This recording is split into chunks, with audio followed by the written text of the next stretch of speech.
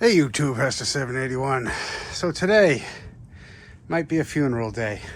We got a yard machine, 8-horse, 24-inch snowblower. A really nice old lady lives down the street from me.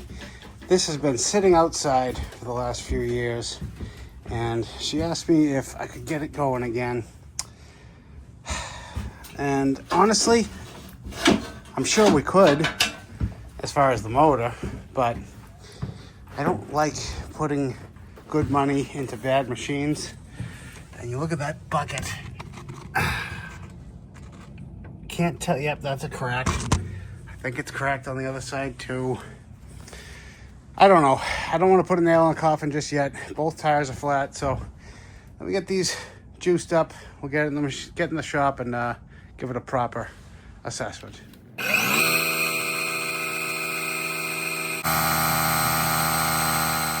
All right, and we're in. So both tires took air. We'll see after a couple days if they actually hold. What are my concerns? I could really care less about the carb and about if there's fuel in here. And there is a little bit, but not a lot. My biggest concerns at the moment are whatever's in the belly pan. How bad is the bucket? Does the electric start work? I mean, I'm sure the motor's fine. It got parked and then never used again. She didn't say there was any catastrophic event leading up to it. So, but it has been sitting outside. So I would like to pull this plug, and there's some debris in there. Blow that out, pull the plug, and crack the drain plug, just in case there's any water. I want it to stay sitting at the bottom, drain it out before we get a milkshake on our hands. And it's got one of those horrible E3, whatever the hell they are, plugs, and that wasn't even tight, so great. Ooh, a penny. Tails. Dang it. Hope that's not a sign of things to come. And what do we got? It's not wet, it's not rusty, but let's see if there's water in the oil. All right, place your bets. Is the tube gonna move? Nope. Any water? No. All right, that's encouraging. Sweet, moving on. All right, let's just jump right in and check the electric start. There's no plug in it either, so.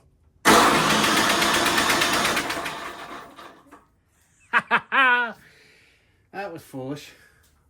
So I didn't think it was gonna zap me through the plug. Look at how far in that is, but we got spark for those of you interested, and the electric start works. I think she might want to live. Well, no surprise, I'm already seeing mouse droppings and leaves coming out, and these are loose. Like, not even kidding loose. These ones look tight.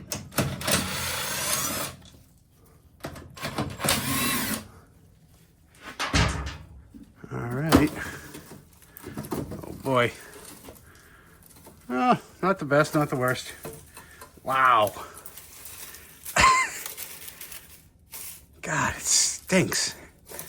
There's such little stuff here, but it stinks. I don't know. Let me get the vacuum real quick and suck this out.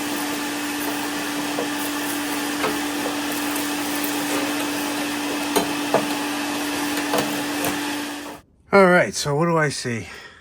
The belts look decent. Dual belts, which is nice. We'll have a better look at them once we pop the cover off. The disc is a little corroded, but it's dry. Drive disc, no cracks. Still got some thickness to it. The grease is completely just dried up and petrified. Here's where the issues start. This bushing, completely gone. I don't remember if that's plastic or if that's bronze.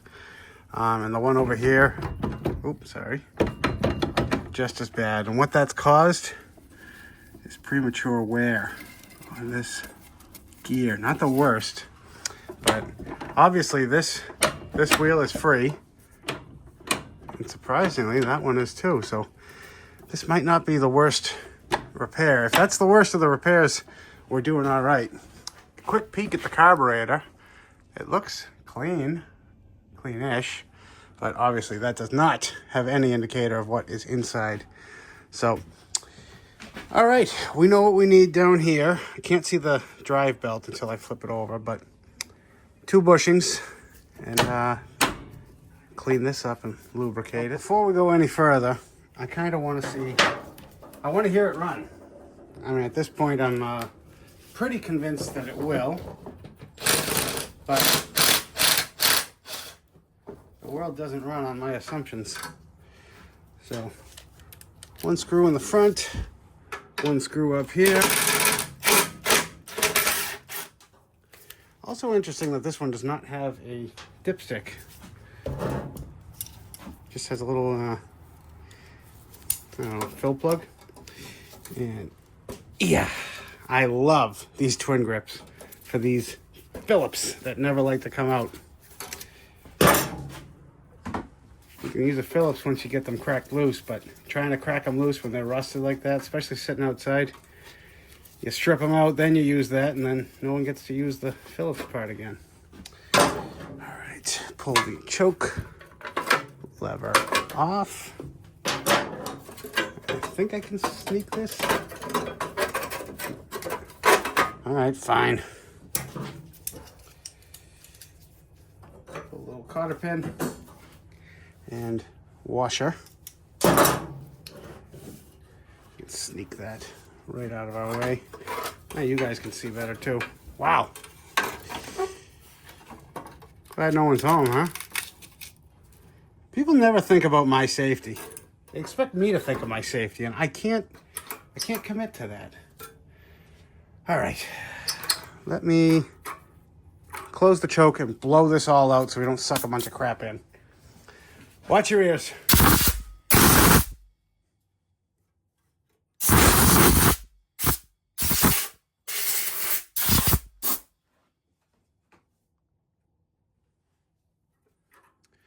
Okay, what do you say? We plug the electric start back in, shoot a little fuel in there, and see what she does. All right, I've thrown the old crappy plug back in, cleaned it up a little. Just putting some 2-stroke down the throat, and see what happens.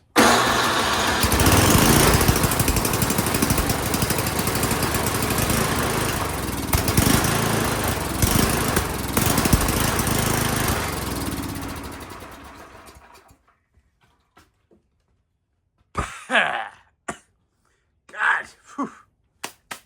What was that, 10 seconds? And this whole shop is like smoke on the water. Whew. All right. She runs, and she sounds decent. Let's pull the bowl. All right, so there was little to nothing in this tank, which, I mean, oh yeah, there's already stuff coming out. And it smells Hessa. There's no elegant way of doing this in front of you guys, so I'm just gonna let this pee for a bit.